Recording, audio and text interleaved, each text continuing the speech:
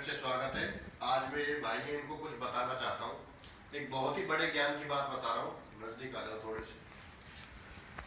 कि कुछ बच्चे जन्म से ही शरारती होते हैं, मालूम है ना आपको।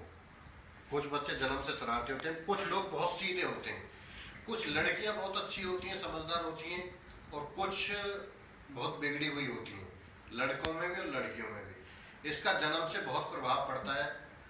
तो मैं आपको आज बताना चाहता हूं कि किस कारण से जन्म से अच्छे बच्चे होते हैं और कुछ बेकार होते हैं। तो जब बहुत ही ध्यान से सुनने योग्य बात है, ये जीवन में अमल करने की बात है, और इस बात से बहुत बड़ा ज्ञान मिलेगा आपको। जब औरत मासिक धर्म से होती है तो उस दिन से जब हम गिनते हैं, पहला, दूसरा, तीसरा, चौथा, 4 दिन तो वो पति पत्नी को मिलना ही नहीं चाहिए। उसके बाद जब 5वें दिन अगर जो बच्चा ठहरता है औरत के गर्भ में, तो वह बच्चा लड़की पैदा होगी 99.99%। और छठे दिन जो होगा वह लड़का पैदा होगा, छठे दिन अगर गर्भ ठहरता है तो। लेकिन वह लड़का कैसा पैदा होगा? कुछ लोग आपने देखोगे जन्म से बीमार रहते हैं बच्चे, अल्पायु होते हैं, 18-20 साल की उम्र में किसी दुर्घटना में मौत के कारण हो जाता होगा। जो छठी रात में गर्भ धारण रहने के बाद में लड़का पैदा होता है, वह अल्पायु होता है, कम उम्र का होता है, गरीब रहता है, और छोटी उम्र में वो मृत्यु को प्राप्त हो जाता है। और 7वीं रात में जो पुत्र गर्भ ठहरने के कारण लड़की पैदा होती है, और वो लड़की ऐसी होती है कि आगे बड़ी होकर के वो लड़की, सिर्फ लड़कियां ही लड़कियां होंगी उस पर, यानी कि पुत्र प्राप्त होने के बहुत कम चांस रहेंगे ऐसी लड़की पर। और जो 8वीं रात आती है, 8वीं रात में गर्भ धारण अगर रहता है औरत के, तो बहुत ही ऐश्वर्यशाली पुत्र पैदा होता है। ध्यान से सुनने योग्य बात है। और जो 9वीं रात को गर्भ धारण रहता है औरत के, तो वह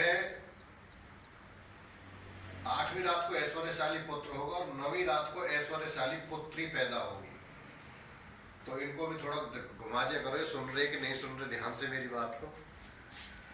और जो 10वीं रात को पुत्र पैदा होगा, 10वीं रात को गर्भ ठहरने से जो पुत्र पैदा होता है, वो चतुर और चालाक पुत्र पैदा होता है। बहुत से लोग कहते हैं कि उसका लड़का तो बहुत चालाक है।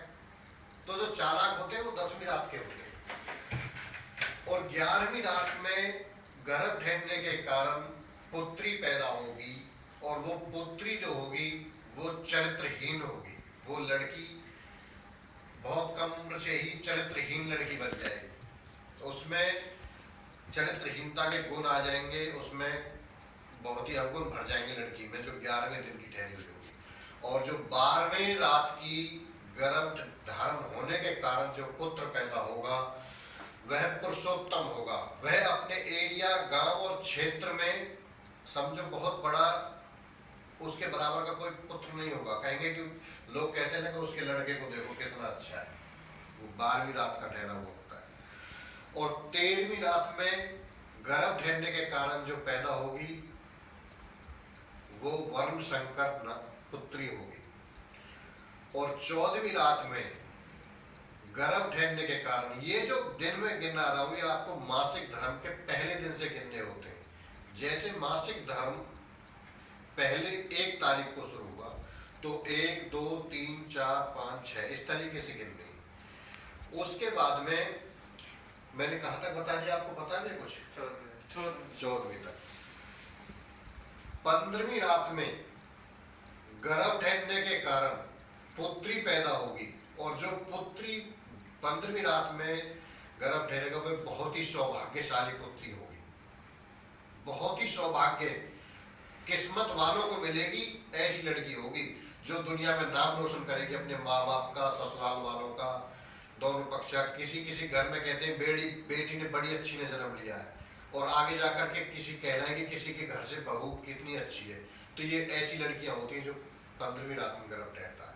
रही 16वीं रात की बात, 16वीं रात में जो गर्भ ठहरेगा वो पुत्र पैदा होगा, और पुत्र भी कैसा होगा? सर्वगुण संपन्न, ना उसमें कोई ऐब होगा, ना वो घृणित रहेगा। मीट, मदिरा, दारू, शराब, भाग्यशाली होगा, भगवान का भजन करेगा, चतुर भी रहेगा, चालाक भी रहेगा, मतलब हर किसी सर्वगुण संपन्न का मतलब तो आप समझ रहे हो, उसमें कोई ऐब नहीं होगा, सर्वगुण संपन्न होगा, 16वीं रात में गर्भ ठहरने वाला। तो विशेषकर ये ध्यान देने योग्य बात है।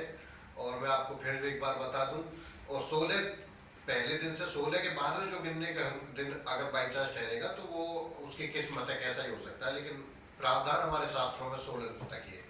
और दूसरी एक बात मैं बताऊं कि जो पहले दिन से गिनते हैं, जिनको पुत्री चाहिए, वैसे तो पुत्र पुत्री बेटा बेटी सब बराबर है अधिकार में भी और सब चीज में, लेकिन कुछ लोगों के मान लो लड़का ही लड़का हो रहे हैं, घर में लड़की नहीं है, तो उनको मासिक धर्म से गिनने के बाद विषम संख्या यानी कि 5, 7, 9, 11 और 13 और 15, ये जो दिन आते हैं मासिक धर्म से विषम संख्या की जो संख्याएं आती हैं, उनमें गर्भ धारण करने से पुत्री पैदा होती है।